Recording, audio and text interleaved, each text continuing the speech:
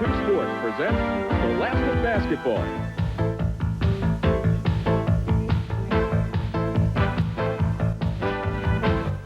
With John Dady and Mike Zambelli. Brought to you in part by the Vinart dealerships, Lehigh Valley Honda, Ford, Hyundai, and Suzuki on the Lehigh Street Auto Mile, and Lehigh Valley Acura on MacArthur Road in Whitehall. And by the Allentown Sports Medicine Clinic, providing medical care to area high school athletes for over 10 years. The Allentown Sports Medicine Clinic, located across from the fairgrounds in the west end of Allentown.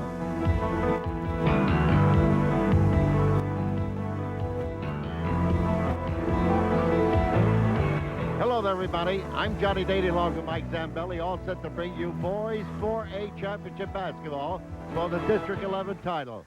My guest tonight is Keith Roller, Morning Call sports reporter, who has been covering all of the games so far, all that is possible to cover. And Keith, welcome to Super 2 again. And what is your impression of the district ball game so far? I think they've been very exciting. We just saw a very exciting consolation game here.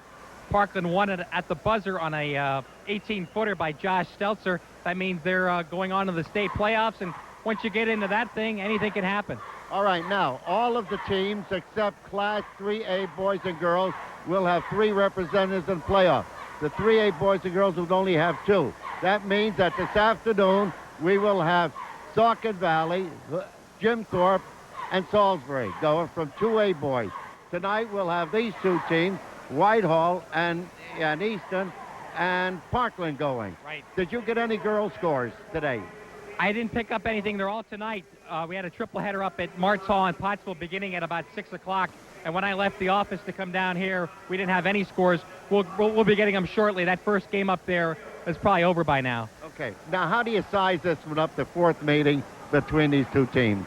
Well, it should be a very good one. These are the 2 dominant teams. When you talk about the great rivalry of the early 90s in Lehigh Valley basketball, you got to be talking about Easton and Whitehall. These teams, I think this is their 5th title game in the last 2 seasons, and this is their 3rd consecutive meeting for this 4A district crown. 2 great teams. I don't think they can surprise each other. Ronnie Hassler seemed to feel that he might have something up his sleeve when I talked to him the other night. I don't know what he can do that Stan hasn't seen before. I think it's going to be interesting. It's going to be a little bit of a chess match, but it all comes down to execution, and I believe Easton has the motivational edge on this one. Having lost to Whitehall in the East Penn game, I think that motivational edge is going to be the difference tonight. They want it bad, John. They really do. Of course, he had something up his sleeve besides his elbow the last meeting they had when he went home to practice at 6 o'clock and they came out. He must have another gimmick up there. Well, this time, last time they played Thursday night and they had to come back Friday night. Here, they had 2.5 days of preparation, and God knows what both of these coaches worked into their game plan for tonight. It should be very interesting to see it unfold.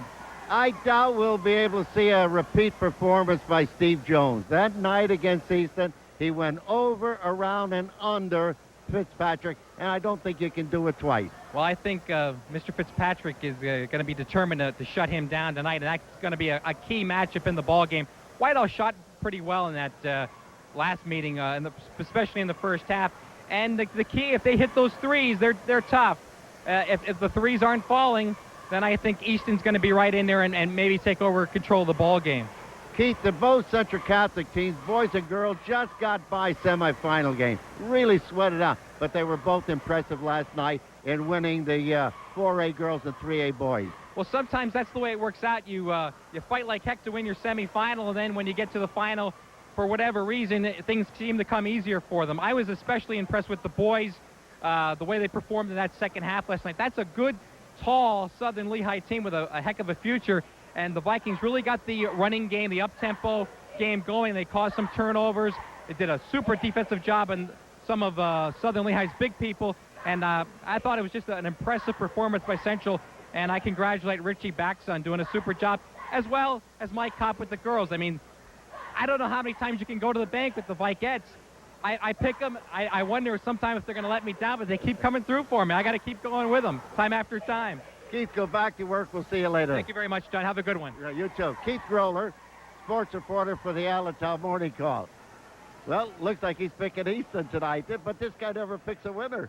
Well, that does make me a little worried because I kind of like Easton tonight, too. I just think, and I think he touched on a thing, that revenge or motivational factor that you have to filter into tonight has to bring Fitzpatrick. And, you know, Bennett, the last two games against Pottsville and Nazareth, has just been, has that will to win. I mean, against Nazareth, down 10 with under a minute to go, and they win. And flat out because of his ability and his leadership, I just think that determination to get back to this game, I don't think they're going to let it get away tonight. But the crazy thing about this game, like all sports, is nobody knows what the individual is like. We don't know what he's thinking, how he feels.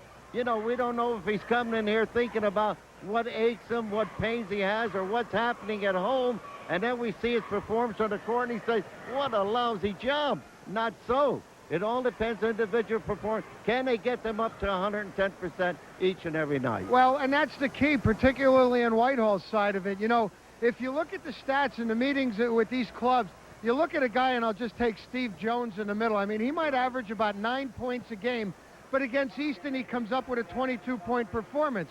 On the other end, you look at Bennett, Fitzpatrick, and Bartlett. Bartlett's averaging about 11 points a game on the year. His average against Whitehall is 7. Fitzpatrick is averaging 17 on the year. His average against Whitehall is 12. Bennett is averaging 17 on the year. His average against Whitehall is 13. So these guys just aren't rising to the occasion when they play Whitehall, and they're going to have to tonight if they expect to win. You can bet Terrence Fitzpatrick's going to say, come on, Steve. I'll wait for you tonight. Well, and there's one thing that scares me about that, John, if you're rooting for Easton, is the fact that he doesn't get out of control and get into foul trouble. You can want something or somebody too bad, and it's important that Fitzpatrick does not come out and play with that kind of, you know, not playing smart. I think the real key inside, if Easton can get some production out of Keating. If Keating can come in and challenge Jones and maybe wear him down a little bit so Fitzpatrick can worry about his offense, that could be a big key for them. All right, for Pottsville, they can pack their gear for another year. And for Parkland, the beat goes on. Joshua Seltzer, about a 15 or 17-footer, makes no difference how far out it was. He popped it at the buzzer, giving Parkland a 53-51 win. And the beat goes on in state tournament play. Well, and it does, you know, and it's ironic. You hear the talk as the year goes on about teams from this league being on the level and teams from that league being on the level with the East Penn Conference, but what do we have? 1, 2, and 3 in the 4A is going to be all East Penn Conference. Looks like we got the right one, baby. Uh-huh. Let's tap it off.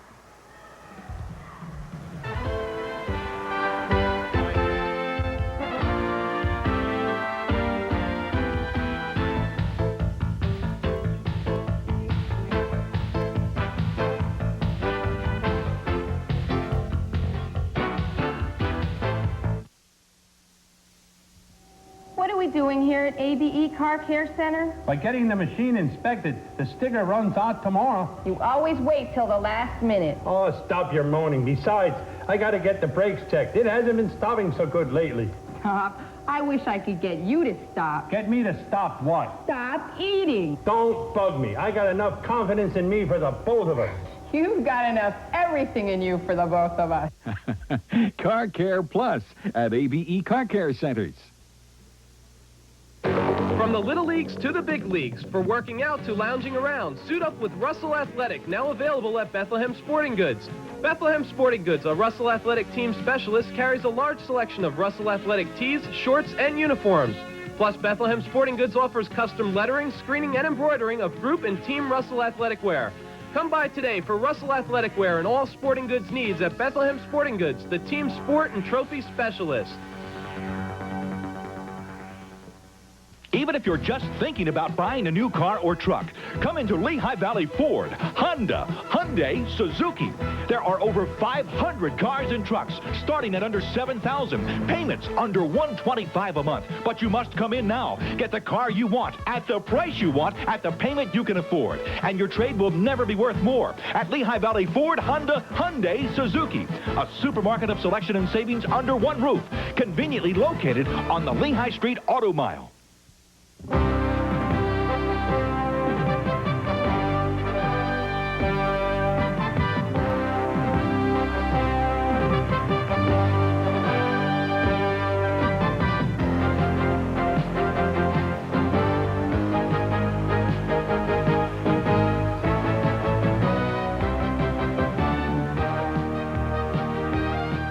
P.J. Wagner, trophies, plaques, and bowling supplies. These are things that are good for you. Things that people do every day. They become habits. Because if they didn't, these things just wouldn't get done. Even something as good for you as saving. Fortunately, there's an easy way to save. Buy U.S. savings bonds through the payroll savings plan at work. Every payday, you save. And the sooner you start, the more you'll save. So make it a habit. Buy U.S. savings bonds.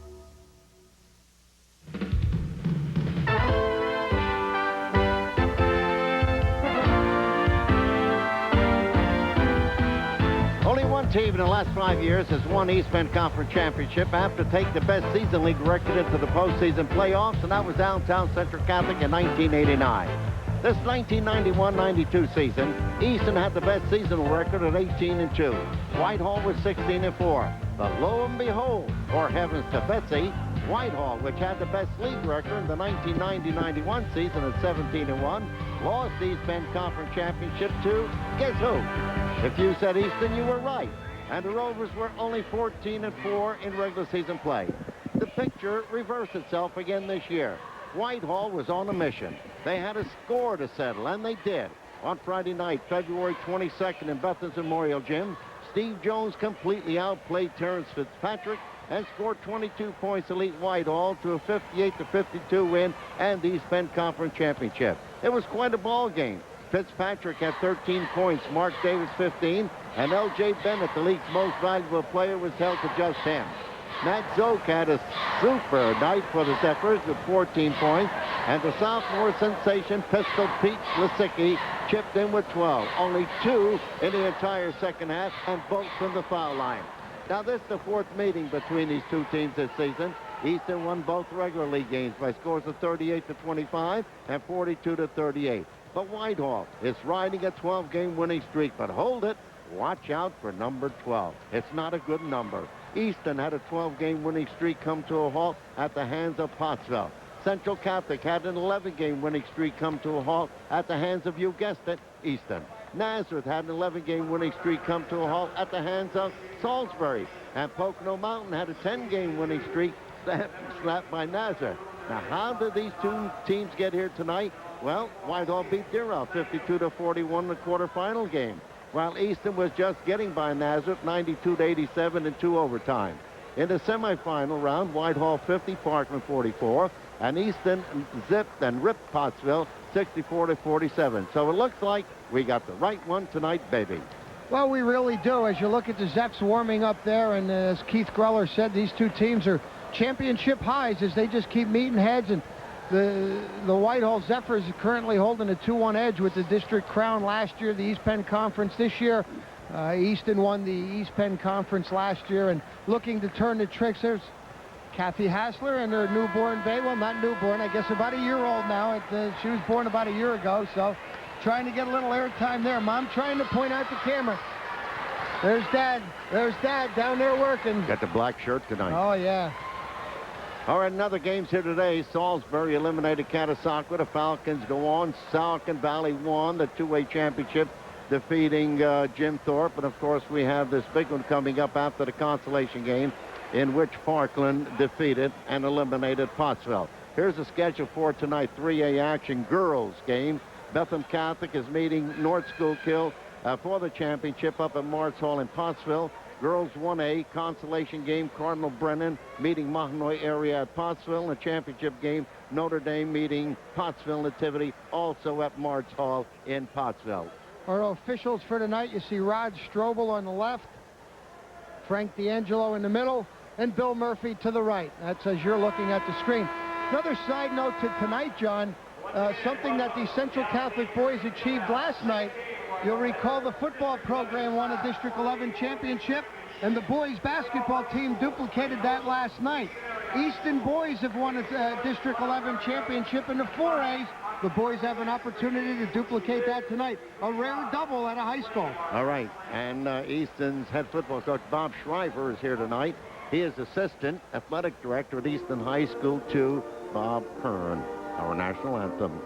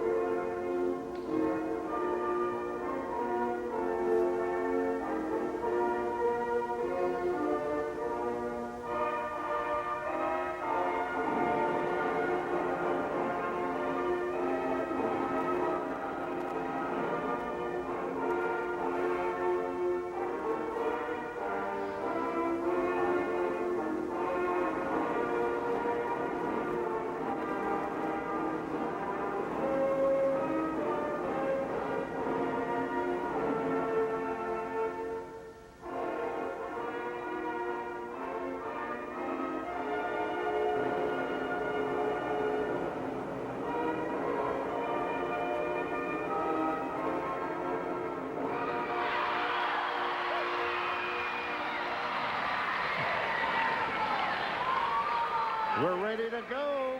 4A championship basketball. And boy, Easton officials can see dollar signs tonight because this Kirby Fieldhouse on the Lafayette College campus is loaded. Probably 3,500 fans taking this one in tonight. Whitehall High School. Let's take a look starting lineup. Nobody's sending them out. 6'4" senior. Nobody's sending him out, Mike. Number 10. Yeah, neither team's not. Here's Stan Suffin's first move of the night. All right, Terry Bartlett, number 10, a 5'10" junior. This is Easton. 21, L.J. Bennett, 6'4" senior. 24, Mark Davis, 6'1" junior. 33, Terrence Fitzpatrick, a 6'6" senior. Rounding out the starting five, number 44, Merle Fennell, a 6'1" junior. Stan Sutphin in his 23rd year as head coach. Whitehall, we know, will not come out. So let's run down their starting lineup. Let me run through that, John, while you get this name here. This might be a sneak starter here for Easton right here. For Whitehall, number 20 will be Jeff Clark. Number 32 will be Pete Lasicki. Number 34 will be Chad Cusco. 44, Matt Zoke, and rounding out the starting five will be number 50, Steve Jones. Now, Easton did not come out. I talked with Stan Suffin just a couple of minutes ago, and has been all year long. He has fought and really does not come up with a solid starting five, and it is freshman Kendall Huckman, number 25, who is going to start tonight. He saw a little playing time against Parkland the last game of the year and some time against Nazareth. So there is our first surprise of the night. The starting five then for Easton will be Huckman, number 25, Fitzpatrick, 33, Bennett, number 21, Bartlett, number 10, and rounding out the five will be footballer number 44, Merrill Fennell. I'm sure we did not see this young man this year. No, we didn't. He did, because of the winning streak that Easton had as the year went on, he did not bring this guy up till late in the season. So that's why he didn't come up till 3/4 of the year into the season, but starting job in the District 11 finals. Right, he's not even listed in a program. Zephyrs control the tap to start things off, and another surprise, and here we go. Clock with the ball for Whitehall. Gets it over to Jones. Steve guarded by Fitzpatrick. Fitzpatrick got a haircut, Mike. Yes, he did. He wants us to see if that matchup there. Lasicki, Pistol Pete, averaging 16 points a ball game. 6'3" sophomore picks up the first deuce to put Whitehall up on the board 2-0. They were 16-4 in the league, 3-0 in East Penn Conference playoff, 2-0 in the district, and 22-6 on the year. Fitzpatrick ties it up at 2. Boy, and right away they try and get big Fitzpatrick out of the blocks and get him going. They post him up. Nice work. Huckman working as the point guard, bringing it up and setting everything up. And he's also defensively on Lasicki, number 25. Chad Cusco for 3.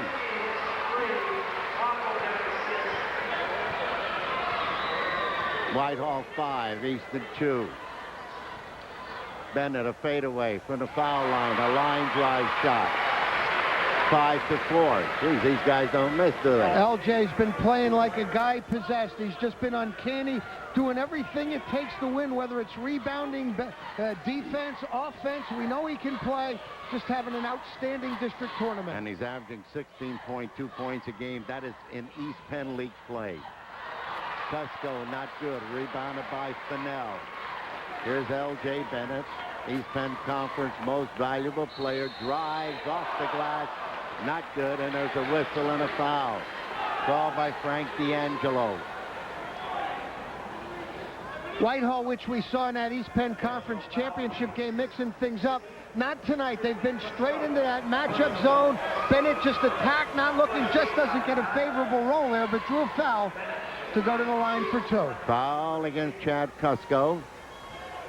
First person foul in the ball game. LJ on a foul line has 1 field goal.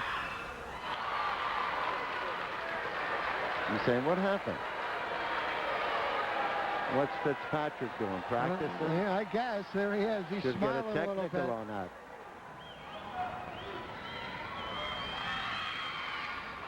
LJ. 5-4 ball game. Easton. No, 5-5, excuse me. Hockman, the rebound, a long pass up front to Bartlett. Bartlett, ball is kicked out of bounds by Matt Zook, and Easton will control. Bartlett, who suffered a sprained ankle in that championship game against Whitehall, has really not been the same since. Didn't play particularly well against Nazareth, but came back with a big game against Pottsville. Interception by Jeff Clark. Easton High School 18-2 in league play. East Bend Conference playoffs 1-1. District 2-0. 22-6 overall. Clark gets it over to Cusco. Easton now mixing things up with a triangle on 2. Zook now being played man for man. Easton Bartlett rebounds. A missed shot by Steve Jones. He's guarded by Clark. Gets around Clark. Travels over. It wasn't called. Follow up. Hockman has it for 2. 5'8" freshman. 7-5 Easton. Well, if you want to know where Hockman came from, he didn't play on the freshman team. He's been playing mostly with the JVs. And again, Stan Suffin talked. He wanted to bring him up earlier, but that's when Easton got rolling, got in that 13-game winning streak, and there was no need to. All we got is net from Chad Cusco. Lysicki. That's what the public address announcer said. I wasn't. I was looking down at my notes. Okay, I thought it was Cusco. Bartlett underneath Bennett. Bennett has 5 of Easton's 9 points. Red Rovers lead 9-8. Beautiful assist by Bartlett. That's his job on his team, to make sure that he distributes the ball and that everybody gets an opportunity. Clock shot missed, rebounded by the Rovers.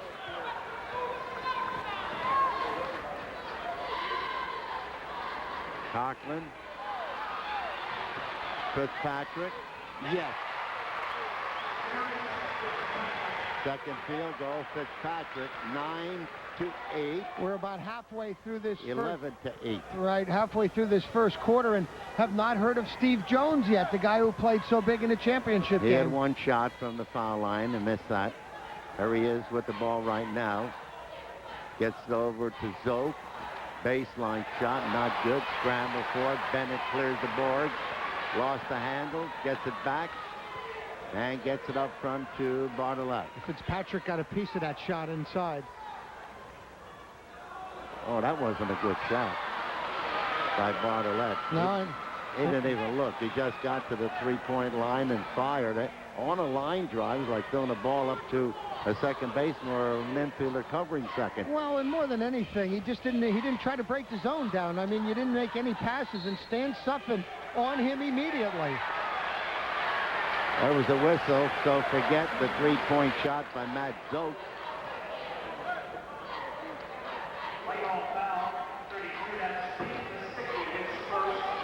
Foul against Lysicki. Substitution for Easton. Fennell is out of the lineup, and Chris Johnson, a 6'2" senior, who is averaging, or who did average 4.8 points a game in East Bend Conference play, is in. Here's Hockman. Boy, he looks like a seasoned basketball player, not a freshman. He doesn't look like a freshman, is right. No, Lysicki steals one. Here's Jones. Showtime! Yes! 11-10, Easton. We're in a sellout crowd getting treated to some great District 11 Class 4A action here tonight. Thought we might get a Jamaruski that time from Jones. Bartlett. Jones denying inside. Fitzpatrick trying to post. Traveling. Got the big brass across the way. Bob Kern. And Bob Kratzer. Kern, the athletic director at Easton and District 11 chairman. Kratzer, the athletic director at Whitehall. And a mighty good one, I might add. Clock. Lysicki. No. Pushing off underneath. Foul against LJ. They run a set deal. They run a double screen for Lysicki. First of all, it's Jones, I believe it was, who set a screen. And then Chad Cusco, or it was Zoke. And then Cusco Well, that foul took place before we could see what was on that replay there. Obviously, LJ, who was in some bad foul trouble in the championship game, did not appreciate the call. Pistol Pete, the clock. What are they yelling at? Zoke. Jones, double clutch, and he travels. Steve tried to get in position that time and was shuffling his feet. Yeah, he tried to get back into better position. He was good to begin with. The real bad thing he did, though, was put the ball on the ground. Go back up with it. Don't even dribble it. Bartlett. Rebound, Matt Zoke. Zoke decides to keep off the glass and in. You know, everybody talks about the Whitehall slowdown. They have showed for the last 2-3 weeks they are not afraid to run with you. They just make smart decisions. 12-11 Whitehall. Ball kicked out of bounds by Lysicki. Now the Zeph's starting to mix things up a little. That guy trying to get a wave started here. He's not getting much of a response. Zeph's starting to mix things up. Go to full court press. Almost forced a turnover. They're liable to wave him out of here. Yeah, Hockman. Not good. Pass up to Lysicki. Pistol Pete checks off. Zook underneath to Jones. He loses the handle and is picked up by Hockman. Up to Fitzpatrick. That's his favorite spot. Too much of a line drive. He jams it up. We got a Jamaruski from Fitzpatrick. There he is. You want to know why this guy can dominate you? Raises up and takes a tray. Nobody gets a body on him. He follows. And with 3 white jerseys around him, the jam. And he is fouled by Zoke. First person fouled Zoke. Fitzpatrick has the 7th point of the night. And Easton has a 14-12 lead. Lysicki. Zoke. Jones fakes one way, goes the other. No. Fitzpatrick clears the board. Well, Jones is getting the shots. They'll start dropping. Those are the ones that fell at Liberty. Johnson. Look at that. Another Jamaruski by Fitzpatrick. 16-12. And Grammy across the way is smiling and clapping. And this is probably her first game of the year. 30 seconds. You know that during practice this week, and Ron, that Stan Suffin, you know, got into Fitzpatrick and said, hey, this guy tore you apart, this Jones. Are you coming to play or not? And I think he's answered that question here in the first quarter. 15 seconds. 16-12, Easton leading.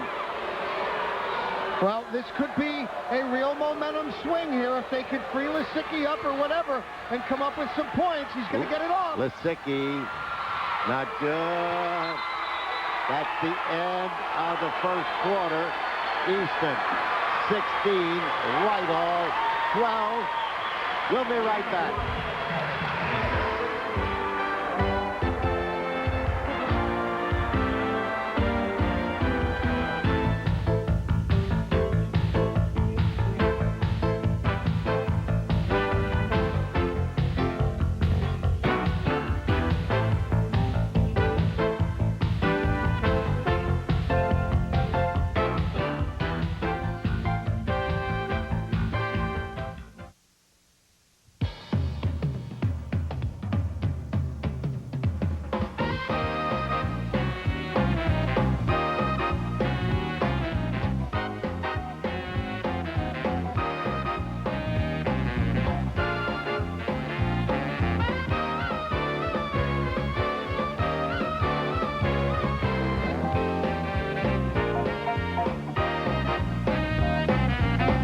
Got the right one, baby. Wouldn't it be terrific if you could take a 4-door sport utility vehicle, add 4-wheel drive, power steering, AM/FM stereo cassette, best 4x4 mileage in America, add a powerful 16-valve engine for any on or off-road adventure, and call it the lowest priced 4-door 4x4 in America? You can. It's the 1992 Suzuki Sidekick 4-door, starting at just $11,995 at Lehigh Valley Suzuki, Lehigh Street Auto Mile.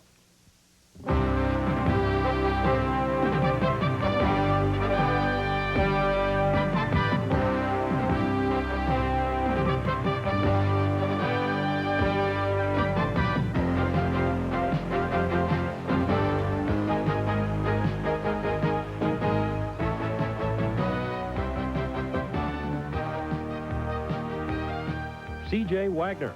Trophies, plaques, and bowling supply. You're invited to enjoy over 100 free dinners at the finest restaurants around the Lehigh Valley and the Poconos. Introducing the new Dynamite 92, full of 2-for-1 offers that can save you thousands of dollars this year. For fine dining, simply present your gold membership card. Use it just like a credit card to enjoy your complimentary meals. Dynamite also features popular casual and family dining. That's even more 2-for-1 offers at places you always visit. Dynamite's entertainment and services section has 2-for-1s on video rentals, lift tickets, and sports. There's also discounts on movie theater tickets, car washes, dry cleaning, and so much more. All that savings for just $16.95, and that includes shipping and handling. It's easy to order. With Visa or MasterCard, call 776-2539. If you're outside the Lehigh Valley, call toll-free 800-369-7218. Or send check or money order to Dynamite, 1045 Hamilton Street, Allentown, PA 18101. There's a money-back guarantee if you're not satisfied, and if you order 3 books, you get 1 free. Order now.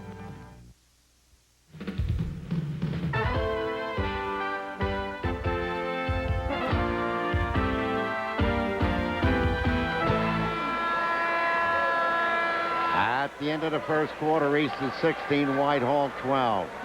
Ready to start the second quarter action here at the Kirby Fieldhouse. Boy, this is a noisy crowd. Easton fans behind us, Whitehall fans across the way. Well, if you're Ron Hassler, I'm sure you got to be talking about boxing out. Both of those highlight jams we saw in that first quarter came on follow-up shots by Fitzpatrick. You got to get a body on him. You can't let him get to the glass offensively. Bennett, no. Foul against LJ. That would be his second.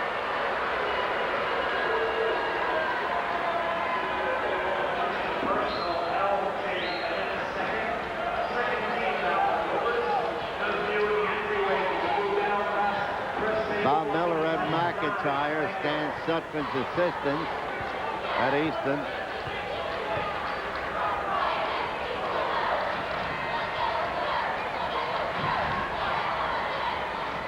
Clock, Tusco, clock, flip-flopping. Still the triangle on 2, as you can clearly see. Bartlett man-on-man on Zoke. Huckman still man-on-man on Lysicki. Tusco.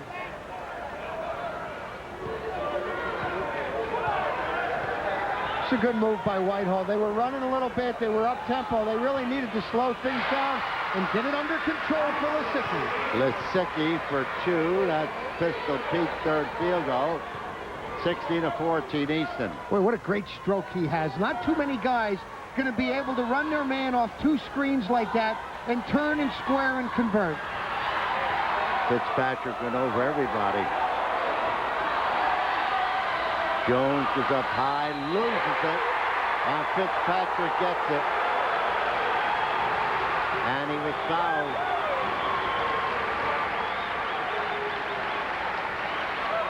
Number 33 can dominate any time he wants to, and he's proven that here tonight.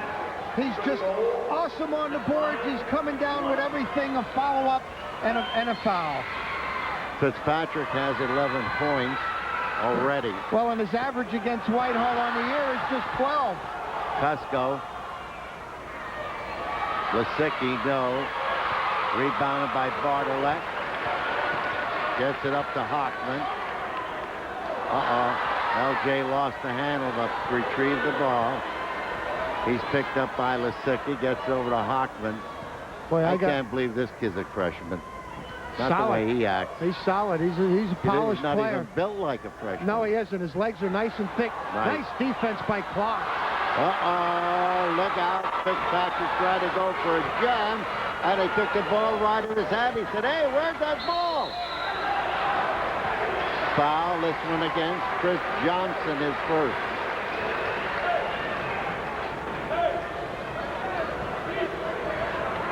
You see Zoke, who's very deadly from that three-point line, gets the defense running at him, and then he takes it to the hole.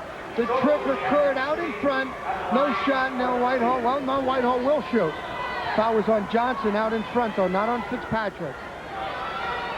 Zoke on a foul line. Has 1 field goal tonight.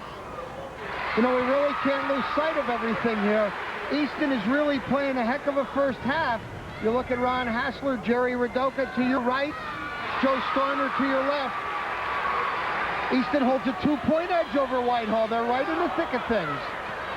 Here's Fitzpatrick. Look out. Oh, that wasn't even close. Zoe gets the rebound. Nice defensive work by Jones, who came up and challenged Fitzpatrick. Fitzpatrick, the number 2 scorer in Easton Ball Club. In East Bend play, he averaged 15.6 points a game.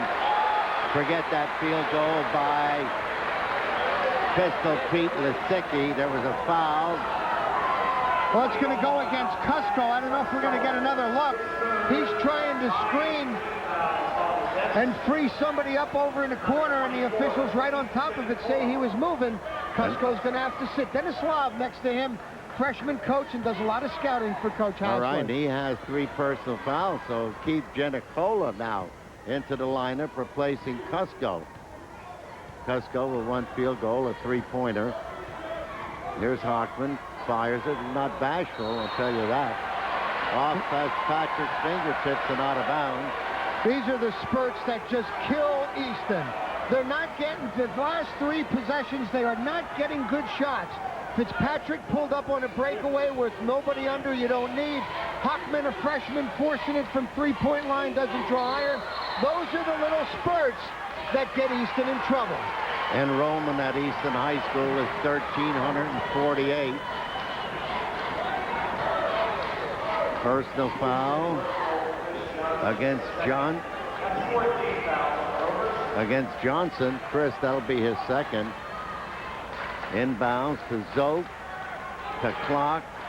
Lisicki, yes, for 3. Pistol Pete, the 6'3" sophomore who averaged 16 points a game in East Bend Conference play, picks up his 4th field goal tonight. Bennett is fouled. Genicola getting over and getting a body on East Penn Conference most valuable player, L.J. Bennett. Robert Kern, a principal of athletics. That's a fancy title down at Easton. Ed McIntyre, Bob Miller, assistant coach. Dana Parr is a 9th grade coach. Chris Myers, 7th and 8th grade coach. Greg Hess is a volunteer assistant. And here's L.J. Bennett. You said Dana Parr was the 9th grade coach? You got it.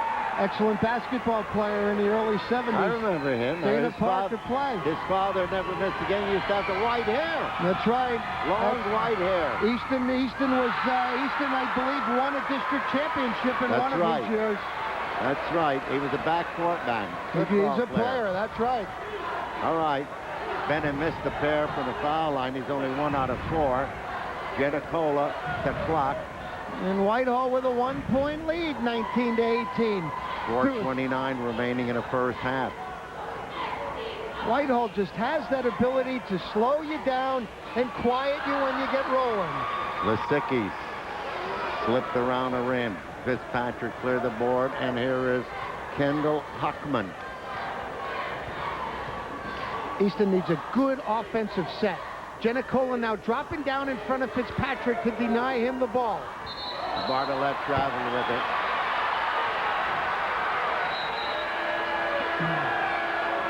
Slowly, Whitehall is starting to take control of this game.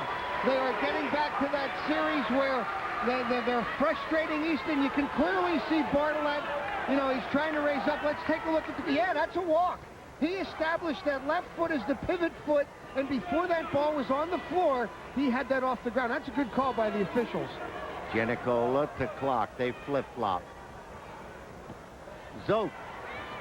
In and out. Oh, Jones almost got the tap. He got the ball. Lisicki. No. Fitzpatrick clears the board. What a great effort by Jones to even come up with that rebound. Yeah. Hands all over him.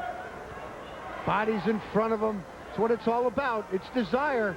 Bartlett lets it go for 3. Air ball. Zoe, the long pass to Lisicki. Lisicki double clutches. Oh, no.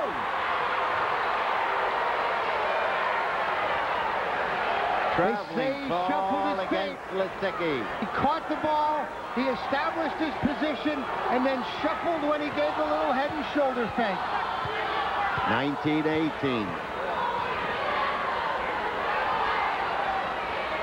Bartlett with the ball. Fennell back in her rover lineup. We have only 3 field goals in this second quarter. Whitehall with 2 of them, Easton with only 1.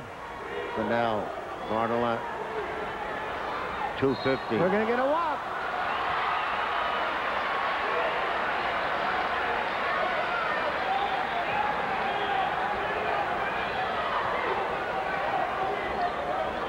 Here comes the Zephyrs. Ron Hassler, 9th-year head coach. Carl Case, Dennis Lobb, his assistant. Jerry Radoka, his JV coach. Dale Baker, the principal. Bob Kratzer, the AD. Bennett and Zoke having a little conversation walking down the court. Zoke, no.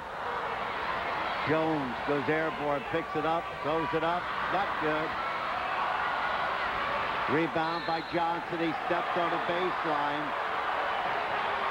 I think they got a foul against Giannicola.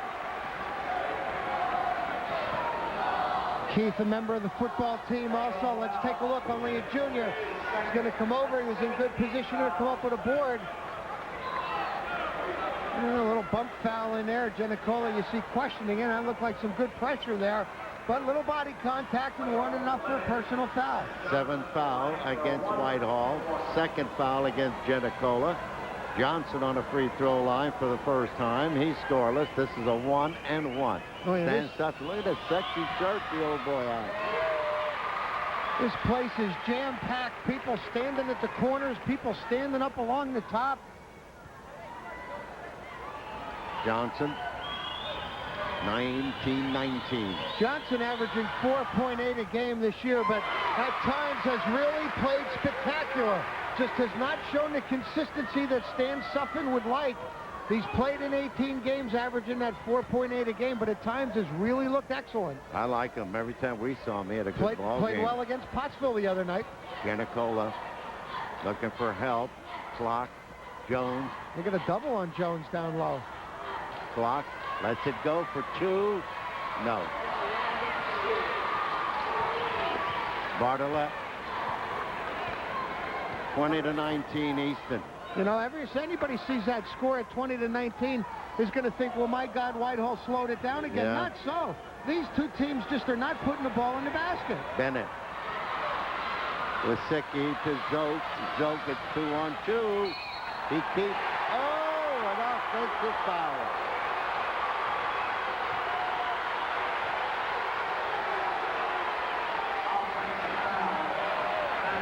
I think Bartlett's got the position. Let's take a look. Zoke never does get the ball to the middle of the floor. Bartlett, yeah, clearly both those feet on the ground. Good call. Bartlett. Do not see Whitehall teams make that kind of a mistake. They will run, especially this year, but they do not turn it over in that situation or commit offensive fouls. Bartlett. Bennett. He's in three-point range. Now goes in traffic, loses the ball. And here comes Lisicki. He's going to have to check up. Goes it up. Bang! 5th field goal for Pistol Pete. And Whitehall goes ahead 21-20. We're in a countdown with 59 seconds on the clock. Not too many guys in the Lehigh Valley can create offense the way Pete Lisicki can. I mean, there's men on his face. He goes behind the back, off the dribble, raises up, and converts. A lot of guys can score when they got the ball and somebody else feeds them and they're open. Lisicki, one of them guys, can create it. What do we have here? Hockman back in. Fitzpatrick to Hockman. Who's sitting? Bartlett. LJ in the deep corner. They took Fennell out. Oh, yeah. Nice defensive play. Here's Jones. He's not going to go this time. He's going to be... Jones looking one way. Trying to look and see where the basket was, and the ball went off his fingertips and out of bounds, and it appears that they may have an easy deuce. Well, he was trying to wheel and deal before he caught it, and that's exactly what happened. 25 seconds remaining in a half. 21-20 Whitehall. And now the Rovers are going to hold. 15 seconds. Hockman. Bartlett. 7 seconds. Bartlett. Hockman. He throws it up and in. And that is the end of the half. Easton 22, Whitehall 21.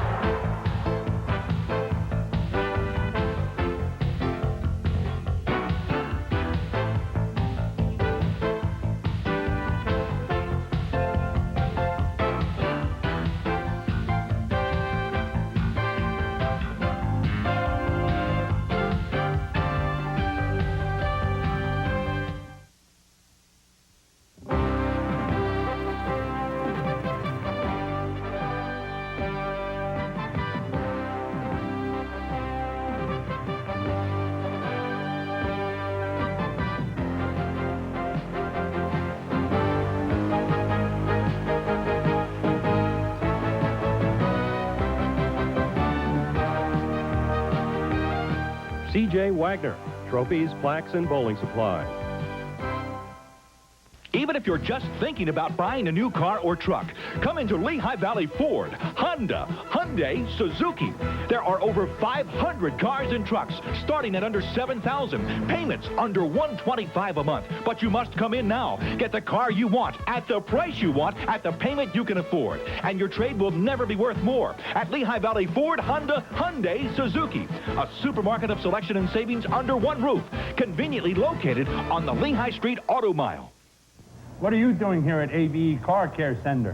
Well, I'm going to get a new muffler and a state inspection. Boy, these guys do good work, and they don't charge nearly as much as some of these other guys do. Well, it's about time you realize that. You're such a winner, Fitz, and besides that, you're cheap. What do you mean, cheap? Well, I heard you got short arms and deep pockets. But the way you fill out those pants, you can't even get your hands in your pockets. Car Care Plus at ABE Car Care Centers. From the little leagues to the big leagues, for working out to lounging around, suit up with Russell Athletic, now available at Bethlehem Sporting Goods. Bethlehem Sporting Goods, a Russell Athletic team specialist, carries a large selection of Russell Athletic tees, shorts, and uniforms. Plus, Bethlehem Sporting Goods offers custom lettering, screening, and embroidering of group and team Russell Athletic wear. Come by today for Russell Athletic wear and all sporting goods needs at Bethlehem Sporting Goods, the team sport and trophy specialist. Be an individual. Get it at Footlights. Get it at Footlights. Get it at Footlights. Get it at Footlights.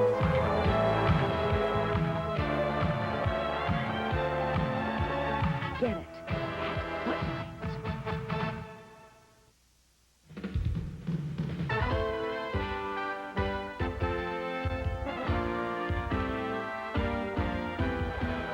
At the end of the first quarter, Easton led 16-12. Whitehall outscored the Red Rovers 9-6 in the second quarter to chop the deficit. And here at the halftime break, it's Easton 22, Whitehall 21. High score for Easton in the first half is Terrence Fitzpatrick. 5 field goals, 1 out of 2 fouls. There he is. He has 11 points.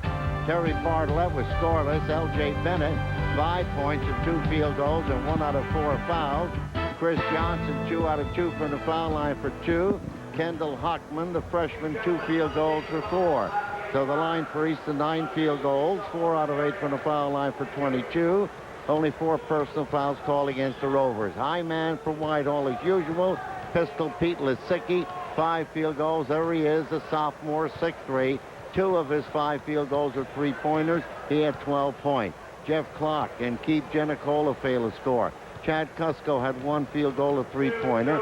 Matt Zook, a field goal, 2 out of 2 fouls for 4. Steve Jones, 1 field goal for 2. So the line for Whitehall, 8 field goals, 3 of them 3-pointers, 2 out of 2 fouls for 21. They had 8 personal fouls called against them. As a team, Whitehall is averaging 48.4 points a ball game while giving up 42. Easton is averaging offensively 56.8 while giving up 47. Well, you look at Ron Hassler, very upset with that non-call, which he thought was a travel at the end of the half. But, you know, you look, you know, what are you going to do? Sometimes that happens. Let's take a look now at the stats.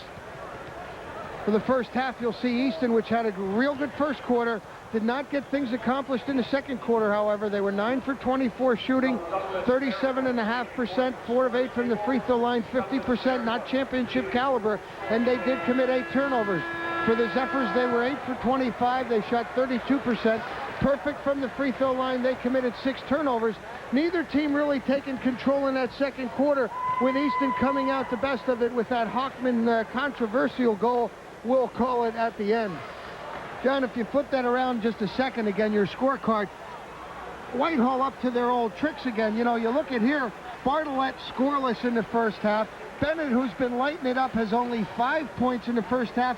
Fitzpatrick, which came out like a house of fire, scored most of those 11 points in the first quarter. So Whitehall defensively gained control of the tempo in that second quarter. All right, let's take a look at the scoreboard here at the Kirby Fieldhouse today in the Lafayette College campus. Two-way basketball this afternoon. Salisbury eliminated Catasauqua 71-49. And in the second game, Saucon Valley won the two-way boys championship with a 54-50 victory over Jim Thorpe. Here in a 4A boys championship game at halftime, it is Easton 22, Whitehall 21. When the second half gets underway, the Zephyrs will control at center court, and the second half is underway. Jeff Clark taking the inbounds pass. Picked up defensively by Chris Johnson. Gets it in the corner to Matt Zook. Back to Clark. Shot is up high, not good. Who gets it? Johnson stepped on a baseline.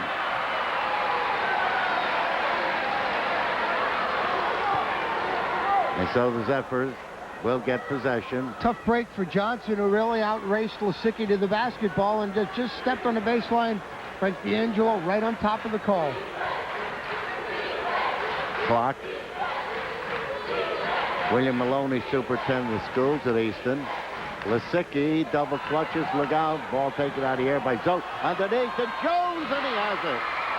Steve Jones with his second field goal. And that puts Whitehall ahead 23-22. Zep's full court press. They don't gamble a lot. They don't try and steal. They just make you work. They try and tire you out come fourth quarter and hope that your legs are not there. And that's basically what their philosophy is a lot of times when they're in that full court press. There's a turnover, and there's Clark. Tom Evans is the principal at Easton. Bob Kern is the director of athletics. Bob Shriver, the head football coach, is Bob Kern's assistant. Cusco back to Clark. Lasicki, no. Rebound taken out of the air by the Zephyrs. Cusco to Jones. Jones gets it underneath. Cusco, yes! Boy, that's real good offensive basketball by Whitehall. Excellent passing. Whenever there's a double team, they give it up to the next guy until you're right against the glass and you can kiss it right in there for two. 25-22. Don't forget, Whitehall is the defending East Bend Conference champion. They defeated Easton for that honor. Fitzpatrick is fouled. Foul will be against Steve Jones. After a real monster first quarter, Fitzpatrick has been a little quiet. Well, he turned out to be a pretty good foul shooter, this guy, Fitzpatrick.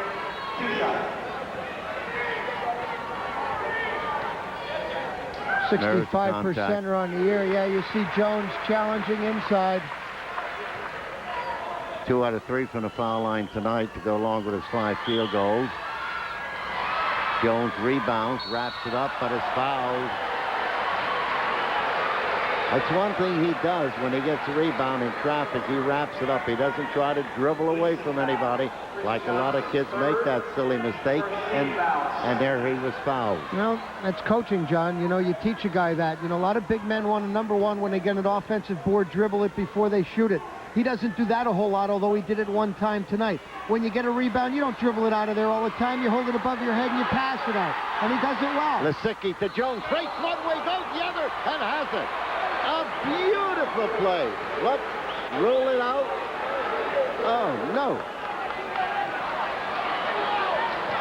Oh, Hassler screaming. I don't blame him. Well, that call made right in front of him, so he feels he has as good a look at it as anybody. 25-23, so forget Steve Jones.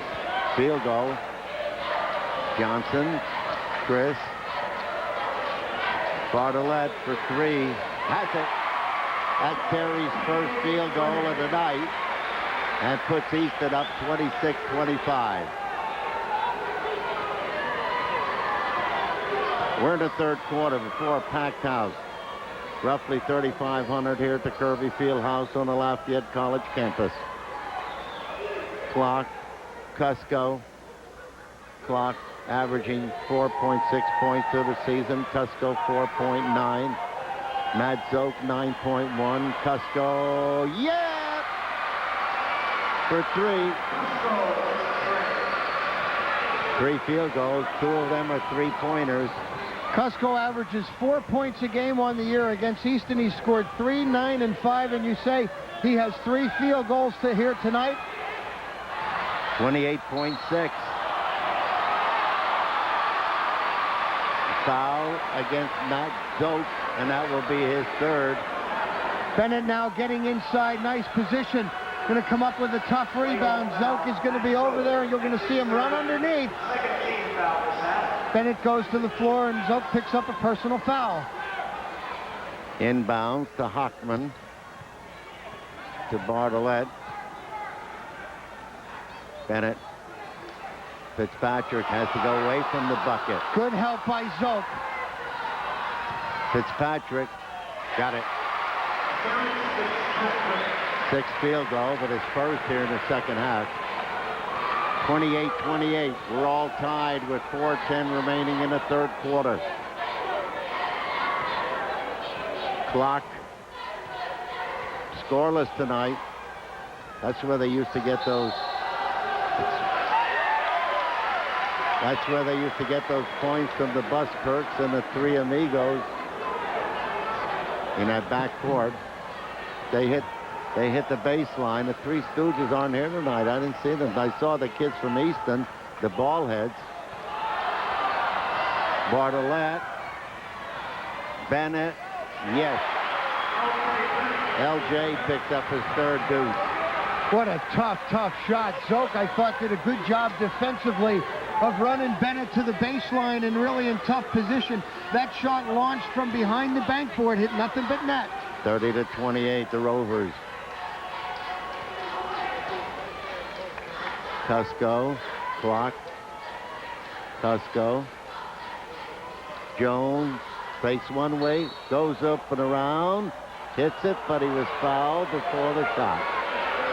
Boy, he did that the hard way. Foul against Fitzpatrick. That's Terrence's He first. really makes some nice moves. Watch. He establishes One there. One there. And he goes back again. Actually, some pretty good work defensively by Fitzpatrick to not leave his feet. Clock. Cusco for three. Yes. Cusco has 4 field goals. 3 of them are three-pointers. And the Rovers trail now 31-30. Cusco, the guy seeming to pick up the slack now. Zoke has been the guy who's been sticking those big threes as of late for Whitehall. Maybe a little bit off tonight. Cusco now going to step his game up a little bit. Championship time. Bartlett. Hockman. Hockman looks like a football player, doesn't he? Sure does. Solid lower body. Baseline. Johnson. First field goal for Chris. Puts Easton up 32-31. We talk about championship basketball, my friend. This real championship basketball. There's ball deflected, and so no violation backcourt. Well, you can see when passes are being challenged out on the perimeter, the way Johnson just snapped away at that one. You know, that's what it takes. It takes a full 32 minutes of basketball to win a District 11 championships, and these two teams seem to realize that here tonight. Cusco. Boy, he sneaked under everybody. That's his 5th field goal. 33-32 Whitehall. I got to start with my daily showers, getting my voice back in shape for the state playoffs coming up. We're on the road again. Hi, we are. Jeff Clark. Excellent read of the defense and a good setup at Cusco inside. Yeah, we're on the road again. I have to sing that every opening. There goes Zook. Matt zigzag, turns it over to it right into L.J. Bennett's hand. L.J., look out. Offensive foul. And that's his 3rd personal foul. L.J. Bennett. He's not hurt. He's not hurt. He's upset. Only Let's his take feelings. a look. Let's take a look. Only his feelings, Mike. And, again, a very tough call. Whitehall, a good job of sliding back defensively. That was number 20, Jeff Clark. The guy, you know, who you maybe get lost in when you watch Whitehall. Well, what does he do? He sets up Cusco on the offense. He comes back defensively and draws the charge against L.J. Bennett. 33-32. Whitehall leading Easton. The big thing here is L.J. Bennett with 3 personal fouls. The Whitehall fans are cheering here. 1 minute to go and counting, and Easton fans are starting to yell, boring. I don't think this is so upsetting to Stan I don't Suffolk. think so. One of the things that you Not and I... the Stan, but the fans. Right. One of the things you and I talked about early in the year is, as you look at Ron Hassler, with Fitzpatrick, it seemed like he tired. I actually think that Coach Suffolk, as you look at him there, this gives his team a little bit of a breather. Sweater like Luke on the second.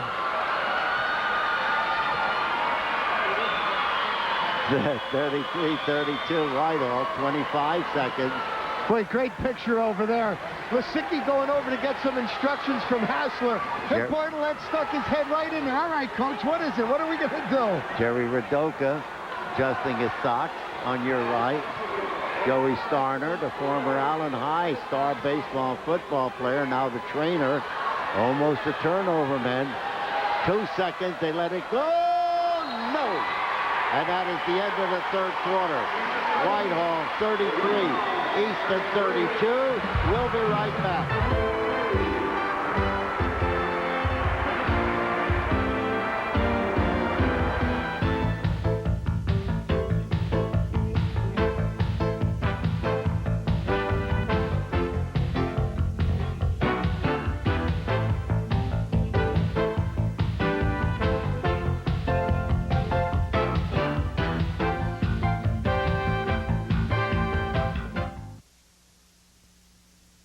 The game's the same. Our people make the difference. Allentown Rose Bowl, where the better people bowl. We are the Valley's most advanced full-service bowling fun center with color AS90 automatic scoring system. Check this out. Monday to Thursday, 3 to 6. 1 hour time bowling, $6. Up to 5 people per lane. Fridays, noon to 6. Or rent a lane at Allentown Rose Bowl. Friday night, 11:30 to 2:30. Up to 5 people for $15. Sundays, 9 a.m. to noon, and then 9 p.m. to midnight. Rent 4 times, and the 5th one's on us at Allentown Rose Bowl. If it's truck or van talking time in your family, we have some very good news. Lehigh Valley Ford will pencil in factory and dealer incentives as high as $4,000 on the F-Series trucks, the world's best-selling trucks, and up to $3,500 on the Aerostar, the just right priced wagon. If you're thinking trucks or vans, put Lehigh Valley Ford on your shopping list. Over 400 cars and trucks at one location, priced from $7,300. Lehigh Valley Ford on the Lehigh Street Auto Mile, a Vinart dealership. The Wearing of the Green is coming again to Service Electric Cable TV's Super 2. It's the annual Allentown St. Patrick's Day Parade, a Super 2 live exclusive. The parade kicks off at 2 p.m. on Sunday, March 15th. Super 2 will be live from the Allentown Chancery for complete coverage. Join me, Don Hunt, for the Wearing of the Green on Service Electric Cable TV, the Super 2.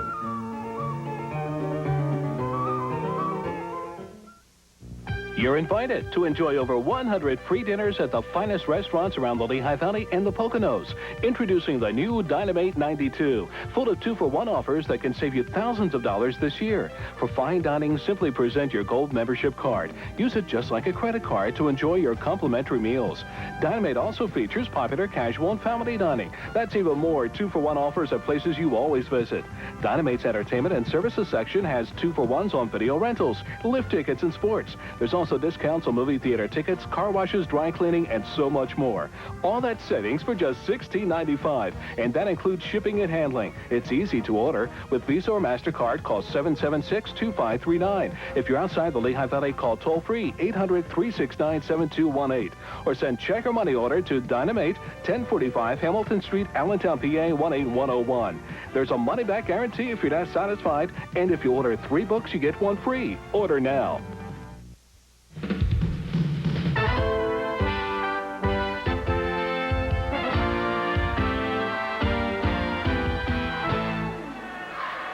At the end of the half, Easton led Whitehall 22-21.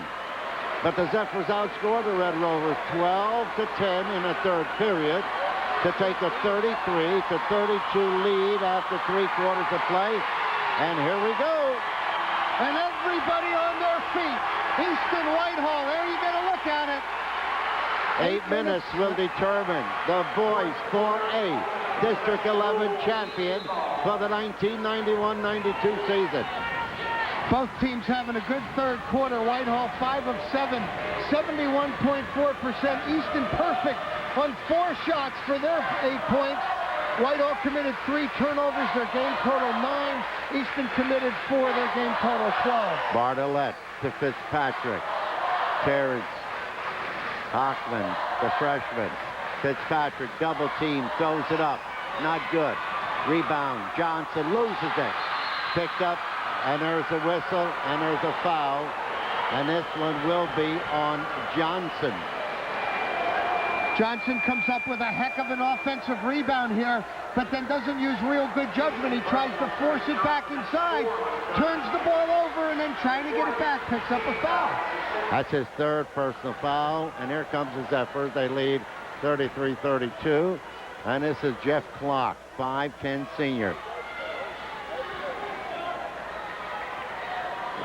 Clark on the left side to Zoke. Matt makes a move for the bucket, no good. Ball knocked down and picked up by Fitzpatrick. He flips over to Hockman. Hockman working up over the timeline. Johnson way outside. Hockman in a corner is LJ.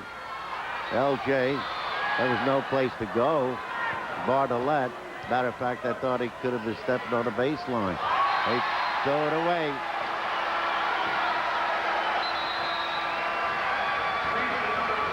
Johnson out of Easton lineup. And let's see who's coming in for him. Brian Keating, number 42, a 6'4" junior. Not the kind of patience offensively you need to beat Whitehall. You need to be more patient than that. Clock, 6:30 remaining and running. Lisicki, no. Jones tap. And there's a foul against Steve Jones. Coming over the top. His 2nd personal. Well, Whitehall gets the shot they want. They post Lisicki on Bartlett, and then they call number 50 Jones coming over the top. Here comes Terry Bartlett. 33-32, Whitehall. 6:15 remaining in regulation. A little stutter step by Kendall Hockman. Bartlett. Fitzpatrick, look out. Yes. 7th field goal. And that puts the Rovers up 34-33. Fitzpatrick likes to face the basket. He likes to get the ball in that position. Off one dribble, he's a real good shooter. He got a nice roll there. He's big, 6'6" senior. Block.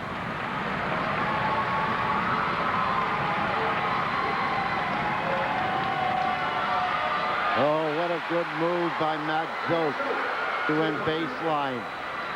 and picked up his second field goal to put Whitehall ahead 35-34.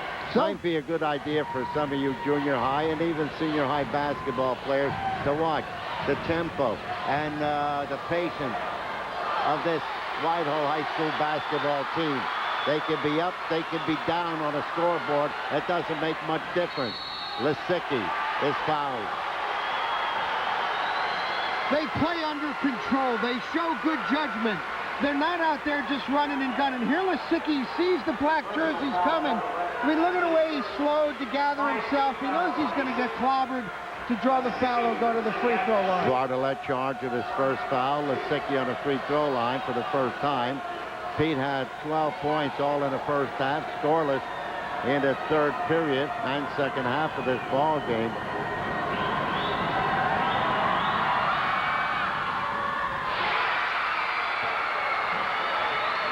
(30-34) Whitehall. I didn't see his father here tonight. Oh, yeah, he's over there. I'm sure he's there in the corner someplace. About 12th row. He was here from the start of the first game. He was here. He makes sure he gets a good seat. He must see 100 basketball games a year. Loves the game. Inbounds to Keating. Keating gets it back over to Hockman. Hockman to Bartlett. In a corner to L.J. Bennett. Hockman. Fitzpatrick. Bennett to Fitzpatrick. Don't let him go around you. Look out. Oh, good move. Chad Cusco, alert. Picked up the loose ball. And Lisicki was the one who swatted it away because Fitzpatrick was going to get an easy one to put back in. Lisicki was able to just swat it out of there, and Cusco ran it down. And when Clark had the ball, Cusco said to him, Lisicki, watch, Fitzpatrick is behind you. 39-34, Whitehall. 4:19 remaining in this ball game. Hockman, Bennett, L.J. guarded by Cusco, goes baseline. No! Rebound by Zook. Fouled by Fitzpatrick. Only the second foul against Fitzpatrick. Watch the technique of Zook. Watch 44. Get the man on your back. Go up strong. Calling a little tight over there. Well, just a timeout. Whitehall fans real excited. 4:08 to go. They have a 5-point lead. The winner will advance and play either Reading or Lower Dolphin. The loser travels to Williamsport. Oh, if that's not incentive enough. Well, the millionaires. There you have to get a U-boat. Go with Pollock, right. To They'll Troy. be playing the same day, so they can just rent the same point and go. Let's watch Pistol Pete. You know, you talk about him not scoring in the third quarter, and it's just that he wasn't in the offense. He doesn't force it. This is what they want. He has a distinct advantage over Bartlett. When they put Bartlett or Hockman on him, Hockman is 5'8", Bartlett is 5'10", Lisicki's 6'3", and I think growing. Now, Lisicki can post you, and he's deadly on that turnaround jumper. Whitehall does such a good job of taking advantage of mismatches, and that's one of them they feel like they can get. And you notice he's really successful on that little fadeaway. He backs off, well, getting away from the defender. That's right. Nobody's going to get that shot on him. You know who used to be great with that? Jeff McGeehan. Yes. Go yes. way back. Yes. All right, here we go. 4 minutes and 5 seconds remaining and running. The Zephyrs leading 39-34. They are the East Bend Conference champions and leading this one by 5. Now it's time to frustrate. Here we go, 4 quarters. Let's see if Whitehall looks to score off of it. They have the floor spread as wide as you can get it. And Jones just stands in the middle. He is the safety valve. Lisicki, oh no, follows it up. Lisicki followed up his missed shot, got his 7th field goal, and he was fouled. You get the floor spread out, you create a little lane. That's a tough one, number 1. They don't box. I talked about his size, offensive board, and a putback. Could be against Fitzpatrick. He was there. Lisicki, 2 out of 2 for the foul line, 41-34. Whitehall, 3:37 remaining in regulation. Pistol Pete looks, fires, got it. 42-34. Here come the Rovers. Hockman, Bartlett, Fitzpatrick. Makes a good move. Is up off the glass. Not good. Rebounded by the Zephyrs. And that was Jeff Clark, one of the smaller guys on the court at 5'10". Again, defensively, John, Whitehall does not challenge. They don't go for a block. They step in. They should have maybe gotten a charge there. They don't, but they're in position to rebound. They limit you to one shot in a key possession for Easton. Lisicki looking for help. There's Zoke. Under 3 minutes. Cusco. Look at how extended that floor is. Block. Zoke. Lisicki. He'll get around Bartlett. Well, see, that's a mismatch. Not out there. Out there, they're fine. But when Lisicki posts, that's a problem for Easton. Turn it over, and here come the Rovers. Hockman, Bartlett.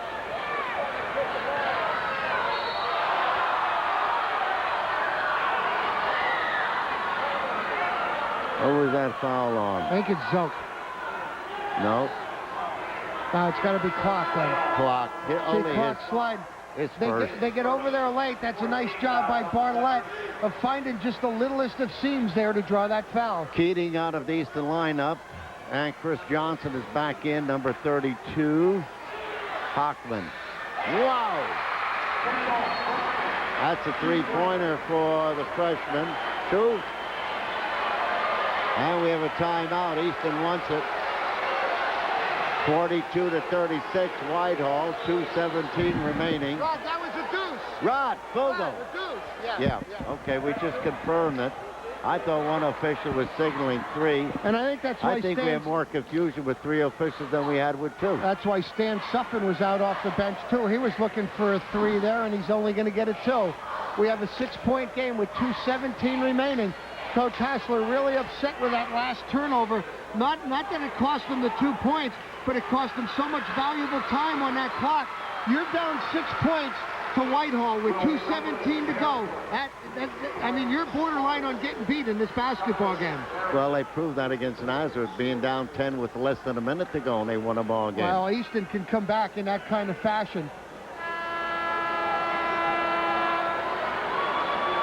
There's a poor man's Gary Player. Take another drink there, He's Ronnie. working hard. I admire his work ethic. That looks like a Lisicki behind him. Nah. No? No, that's not one. Who is he? He's How'd he get that? managers. How'd he get that reserve seat?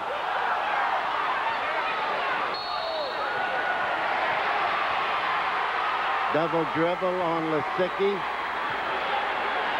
Boy, he got a little confused. And look, Jones was open, and he was looking to pass it, and then the defense was going to get back, and he thought, no, I better not. I think they were too wide open. That's what confused him. Lisicki now. Look out. Boy, smart. Heads-up play by Cusco that time. He almost turned it over, was able to get it to the middle of the floor, and Clark ran it down. All right, 1:45. 42-36. Whitehall. Zoke. Come on, somebody got to give him help. They take it off him. A foul from behind on Hockman. His first. Zoke getting real close to a 5 here. There it is. Hockman got a little anxious, tried to slip it away, comes up with commits personal. Zoke on a foul line, had 2 out of 2 from the foul line to go along with a pair of field goals. He had 1 in the first half, 2 and 1 in the second half. Zoke averaging 9.3 a game on the year, 75%er from the line.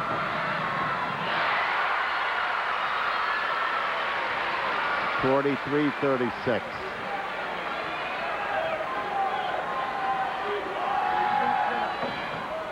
No.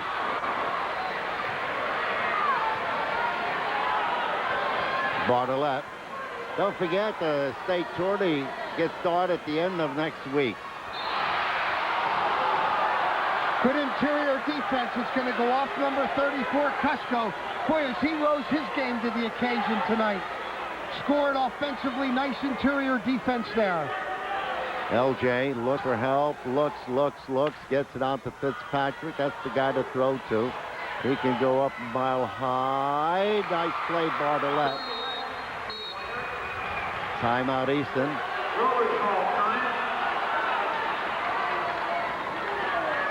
All right. How is it to be a coach's wife? We're going to get a look in a second. Let's take a look here. What's it like? Oh, come on. You work just as hard as your husband. What? Ron Hassler will flat out admit. Kick him. Right there is his #1 fan. Come on. She probably knows the game as good as he does. There's his #1 fan, and she's working in the stands not far behind him. All right, the picture here is 43-38, Whitehall over Easton with 1:17 remaining in regulation. And don't forget, Whitehall is the East Bend Conference champion. Took the court with a 23-6 record. Easton 22-6. Boy, how evenly matched these two teams were. Whitehall beat Easton for the East Bend Conference champion after the Zephyrs had a super 18-2 season compared to Whitehall 16-4. You can see how close they were all year. Zephyrs have led through most of this second half.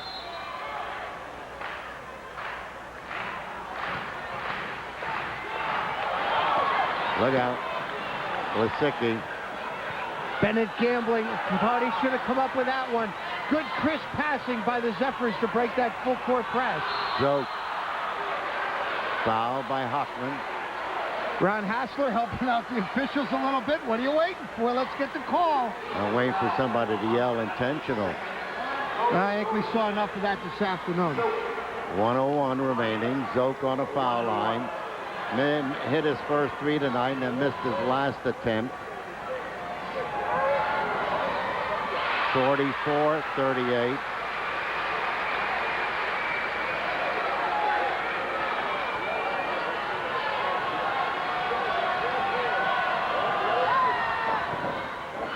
Oh. Fitzpatrick with the rebound. Gets it over to Bartlett. That was a big miss because that keeps it at 6. 2 3-pointers can tie it up. We're under a minute. LJ for 3. Yes!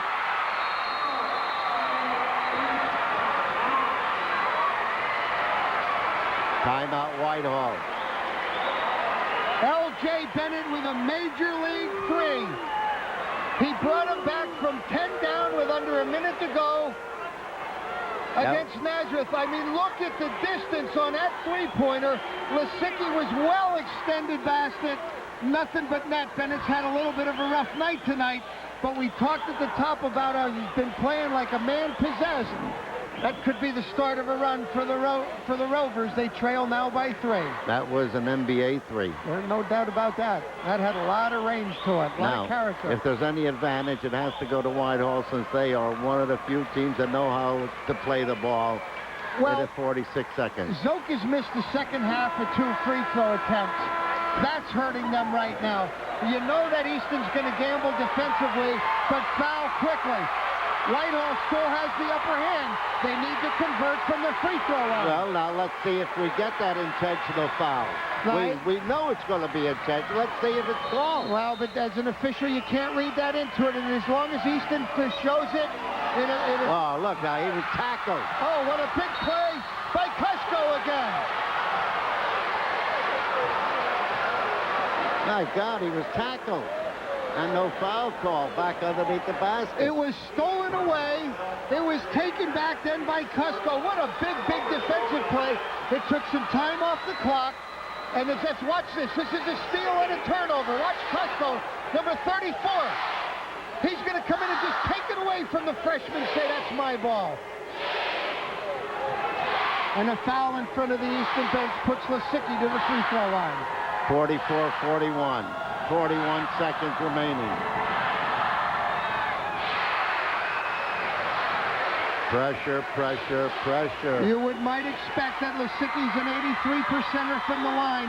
and not the guy you want to put there in this situation. Pressure. Got to handle it. 45-41. He's been there before. He's going to be there a lot more. Yes. 5 out of 5 from the line. 46-41. Whitehall, full court press. I think that surprised Easton a little bit. That'll take some more time off the clock. Let him go. That's for 3. Got it.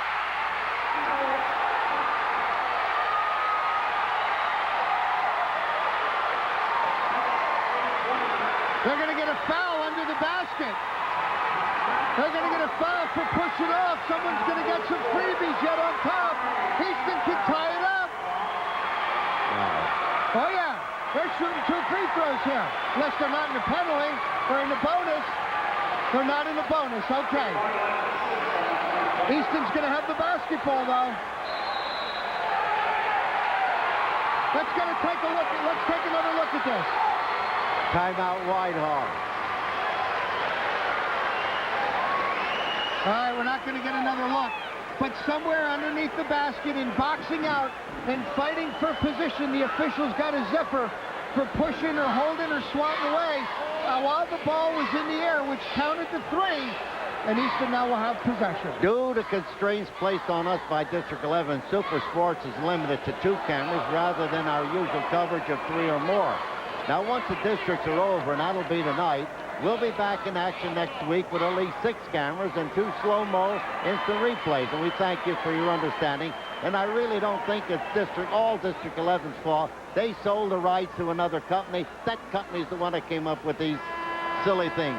Because all year long and during the state championships, Super Sports has cameras on the floor to bring you up close and personal shots. District 11 won't permit that. So we apologize that we can't bring you the usual tight shots of our regular season and state coverage. But we will. We'll be back. 2 teams with the desire and the guts and the fortitude to try and win a district championship. It's going to be a shame for either one of them to lose here tonight. 29 seconds. And the clock is running. Got to keep them out of 3-point range. Boy, as the freshman played well. Kendall Hockman, a big 3-pointer. Easton timeout. Now Easton wanted to set things up. 20 seconds. 2 points separating these 2 teams. So you're going to have to keep, you're going to have to keep the 3 of them out. Hockman, Bartlett, Bennett out of the 3-point range. Well, you're really going to, but keep in mind that Easton does not need a 3. They need a 2 to tie this thing up and go to overtime. So you have a lot of options here if you're Stan Suffin. You go for the win. I think you check everything out and you go with the flow. If the inside's open, you take it. If the perimeter's open and it's Hockman or Bennett or Bartlett, you take it. You don't force the issue. You have plenty of time with 20 seconds. You can at least force an overtime, or you can win the thing in regulation. And don't forget, both of these teams will advance in state tournament play. The only difference is that whoever wins it will be the district champion and will be the #1 seed, and they probably will draw a court closer to home when the state tournament play starts. Well, not probably, they will. The losers go into Williamsport. Bennett will inbounds for Easton. To Hockman. Johnson. They're looking inside for Fitzpatrick. 10 seconds. Hockman. Still looking inside for Fitz.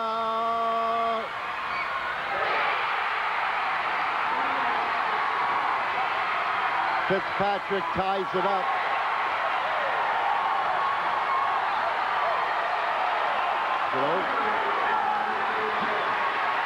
It's all over. We're tied at 40 seconds. Well, Easton had the options. You got to go with your big guns. Fitzpatrick on the post, on the box, wheeled and dealed and converted. And I'll tell you what, this last second attempt here by Whitehall almost went in. Look at Fitzpatrick. He didn't know. That shot had a heck of a shot to go. So we're going to a 3-minute overtime. My, oh, my.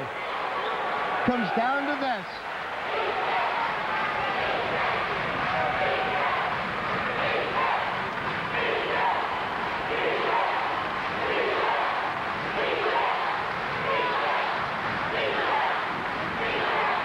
Easton fans, you can hear them behind us. Hey, don't forget, Sunday, tomorrow,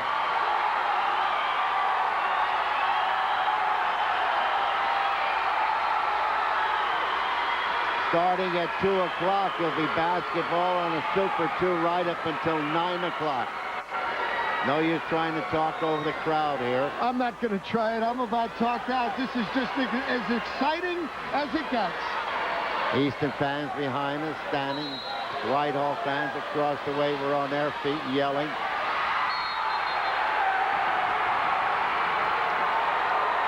A foul against Matt Joke. How many is that? Is he gone? He's walking to the bench like that's it for him. He's gone.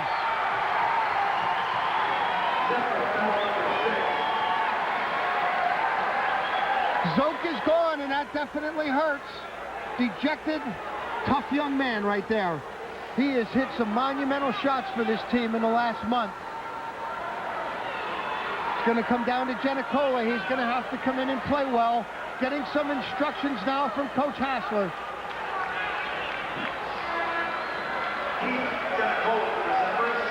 All right, here's Giannicola. Keith, 6-foot junior. And on a freak play, Zoke fouls out. Trying to run down a tip. Collides with Bennett and gets called for the foul. Hockman, he played the whole game, that kid. Played well for his first start. A lot of confidence Stan Suffin showing in him, starting him in a District 11 championship game. Another foul underneath. That was screened out by the officials. This against Steve Jones. Three officials might be all right if you're up elevated high, but if you're working on a floor, they're always in front of you. Fitzpatrick on the foul line has 2 out of 4 tonight. And we have a Whitehall timeout. Whitehall calls a timeout. 2:39 remaining in this first overtime period. Well, time to shoot a little adrenaline back into the Zephyrs. I think a good timeout here called by Coach Hassler. He's got to go over some strategies. He's going to have to get it out, get a win with Giannicola in the lineup for Zoke. Somebody's going to have to pick up the slack. They've been so good at it. Look at how attentive everybody is in that huddle. He commands attention and he gets it, and they go out and they work it. You know, this isn't over. The Zets we got 2:39 left in overtime. We're still tied at 46. We have a long way to go, but certainly early going in this overtime has not been to the benefit of the Whitehall. He runs the tight ship over there. That's why he wins.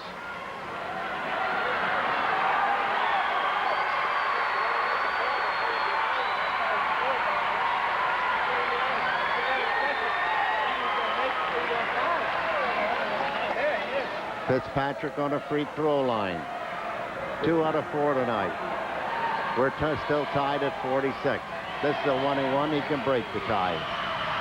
No. Everybody standing around that time, waiting for another shot. And clearly that was short before, you know, right as he released it. So little lack of concentration there on that foul shot. Well, I think the players were thinking 2 shots. Yeah, there was a timeout. Because they just stood and waited. All right. 2:10 and running. Well, as you might imagine, half the people in the gym like this, the other half do not, and I don't have to tell you who does and who doesn't. And I think what Whitehall's looking for here is for Easton to come out and extend. Come out and play us, spread the floor out so we can create some one-on-one somewhere. There it comes. They waited for the signal. They got it. There's going to be foul there. There's definitely contact.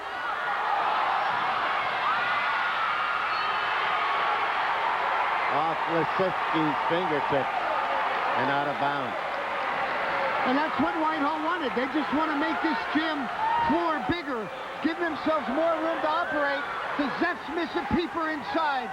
Lisicki gets a hand on a tip and fumbles the rebound out of bounds.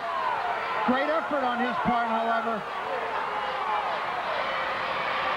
Bennett knocked out of his hands by Giannicola. Good defense by Giannicola, working his feet real well, stripped it away, unable to run it down. Bartlett in a paint. Johnson, no. Fitzpatrick. With his 9th field goal, he breaks the tie. And Easton leads 48-46.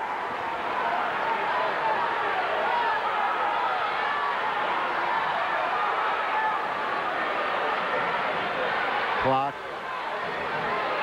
Lisicki. And that's a big basket. For 3. Oh, my God, that was a bomb. That was from the parking lot. That was as far as Bennett's was in regulation, and Pete wanted it. That was from the parking lot, that baby. Boy, don't you have to love a sophomore with the courage to launch one from there in overtime? From our TV truck, they said. Wow. 30 seconds and counting. There's Hockman. Johnson. Get on him. Bartlett. He'll let it go for 3. Get on him. Hockman. Timeout, Easton. Let's get another look at that 3. We got it, guys.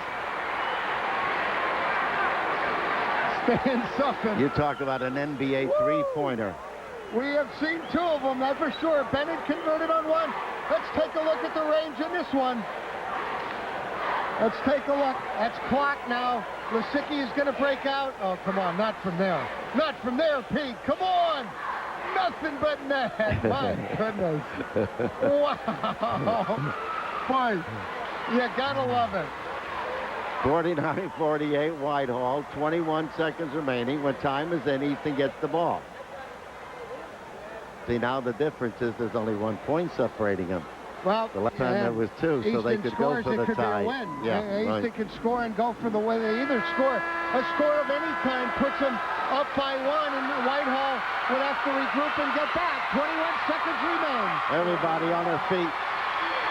Even Hassler. He wanted to come out and get a little of the action. He wants to play. Only you and I are sitting. I'd like to be out there. I know that. I'm involved in it. This is a great basketball game. All right, L.J. Bennett will inbounds, and he gets it into Hockman. Hockman. Look for Fitzpatrick or Johnson. Look out! A foul against L.J. Bennett. We're not over.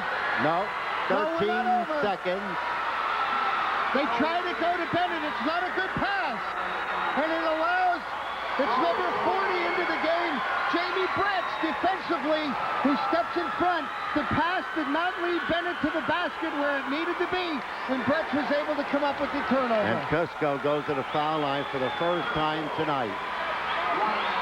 13 seconds on the clock. And even if he makes both of them, Easton has an opportunity to convert on a 3. I know, but you can breathe a lot better if he makes them both. League most valuable player, L.J. Bennett, is gone for the night. 5 personal fouls. Oh, you can breathe a whole lot easier knowing that the worst you're going to do is go into OT. Pesco.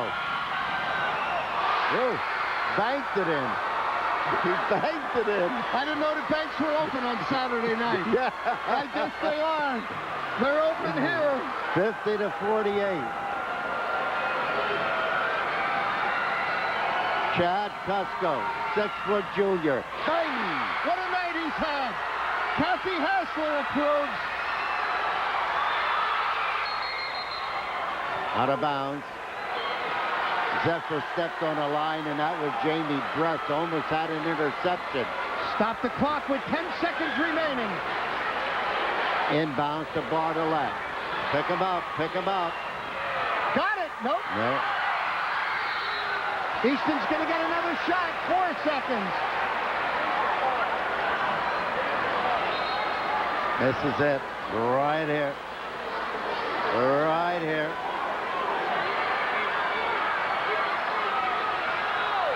Just don't foul. Just don't foul. It came off the heel of the rim. The Zephyrs have done it. 4 years in a row, District 11 4A champs. We can see if we can get Hassler.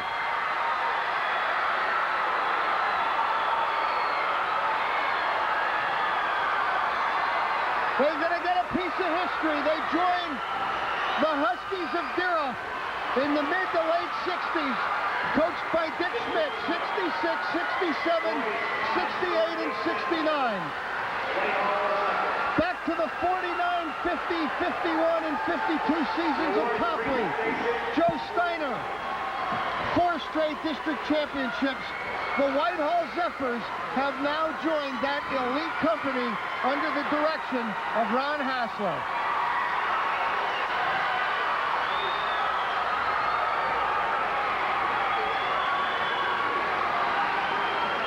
This was to be a rebuilding year. Last year was to be a rebuilding year. They won the districts 2 years in a row. They won the East Penn Conference this year. Again, they will be the District 11 #1 seed. What are they going to be like when they're not in a rebuilding year?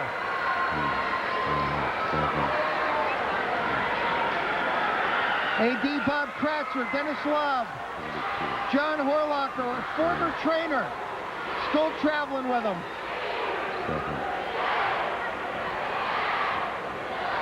Easton will draw the unenviable task of traveling to play Williamsport. They will be District 11 #2 representative. Whitehall, as the champion, will play either Reading or Lower Dauphin in games to be decided yet. It won't be the winner. Those two teams do not play each other. It depends on who wins or loses the district in District 3. Parkland, a winner in the consolation match, will be taking on Council Rock or Abington in the same kind of scenario. Coach Fisher taking in tonight's action. Stan Suffin, 2nd year in a row, will hand out the runner-up medals.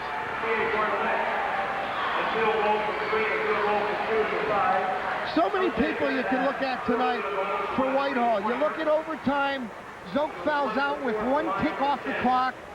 Things look in trouble. Janicola comes in, plays well. Chad Cusco, a real hero tonight. John adding up the totals, really played well, really did some big things other than just scoring. And of course, Pete Lisicki, who will probably lead again the team in scoring. John? At the end of the first quarter, Easton led 16-12. Whitehall outscored the Rovers 9-6 in the second period. And Easton took a 22-21 lead into the locker room at the halftime break.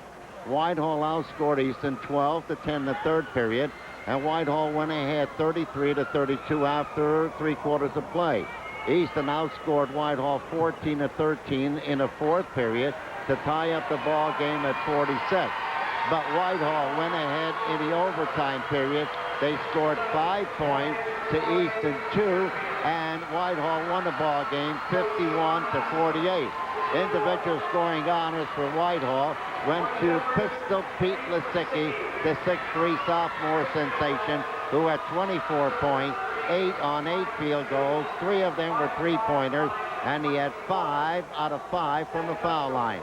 Chad Cusco, 5 field goals, 3 of them three-pointers, and 2 out of 2 fouls for 15. Matt Zoke, 2 field goals, 4 out of 6 fouls for 8.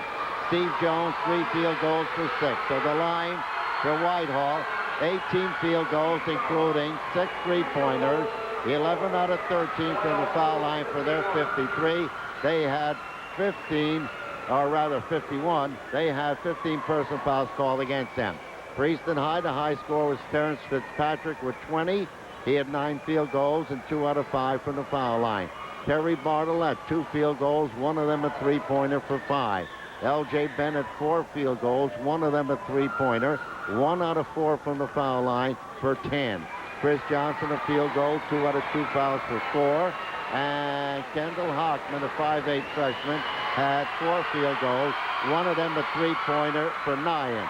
So the line for Easton, 20 field goals, including 3 three-pointers, 5 out of 11 from the foul line for their total of 48. They had 12 personal fouls called against them. Ron Hassler getting awfully good at doing this. 4 straight years. In 9 years as head coach of the Zephyrs, he has now won 5 District 11 championships. Finally. What, this?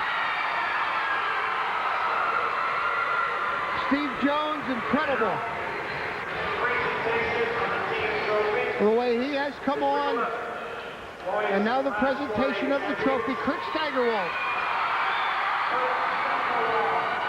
Earlier this afternoon, Salisbury eliminated Catasauqua in boys 2A action when Bill Paulick's Falcons defeated the Rough Riders 71-49.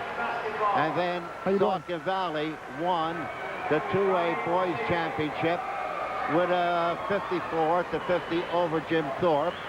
In a preliminary ball game tonight, we had Parkland defeating Pottsville, and that was a score of 53-51. That was at the buzzer. And in a 4A boys championship ball game, Whitehall wins. Easton loses to Whitehall 51-48 in overtime. What can you say, John? The program works awfully hard. It looked like things were not going to be, wasn't going to be their night the way Fitzpatrick came out early. He was dominating, but then he got lost. The Zephyrs were able to take him out of his game. You cannot say enough about Chad Cusco and the effort that he gave tonight. I don't know that Chad Cusco has had a night where he has scored more than 15 points. Zoke maybe wasn't on his game. Cusco picks up his. That's the story of Whitehall basketball. I think they make you pay for your weaknesses, and someone always is stepping up night after night. Whitehall High School, 4 years in a row, 5 out of the last 6. Mike, how about you go on courtside and see if you can get Ronnie Hassler? Okay. We'll knock off for a moment. We'll be right back with our interview with Ron Hassler and Mike Zambelli.